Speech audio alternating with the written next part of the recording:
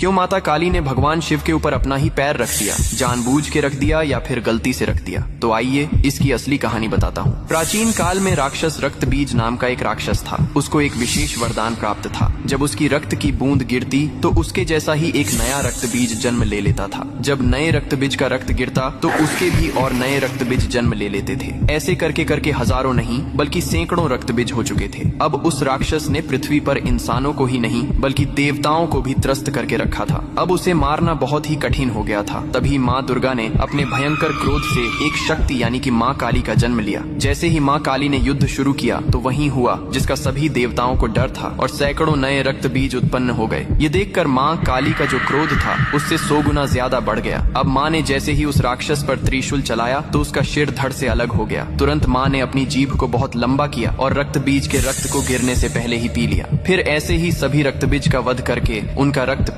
पीकर उनका क्रोध अब 100 गुना से 200 गुना बढ़ गया था। धरती कांपने लगी थी, समुद्र मथने लगे थे, देवता भयभीत होकर इधर उधर भागने लगे थे। तब देवताओं ने भगवान शिव से प्रार्थना की, हे महादेव, आप ही माता काली के संताप को शांत कर सकते हैं। शिव ने देवताओं की पुकार सुनी और माँ काली के सामने युद्ध भूमि में पहुंच गए। लेकिन माँ अपने तांडव में इतनी लीन थीं कि उन्होंने शिव को भी नहीं देखा। तभी भगवान शिव ने स्वयं माता के चरणों में लेट गए। जैसे ही माँ काली का पैर अनजाने में शिव के सीने पर पड़ा, तुरंत उनका क्रोध शांत हो गया। उन्होंने नीचे देखा तो अपने प्रिय पति शिव थे। यह देखकर उनकी जीभ शर्मिंदा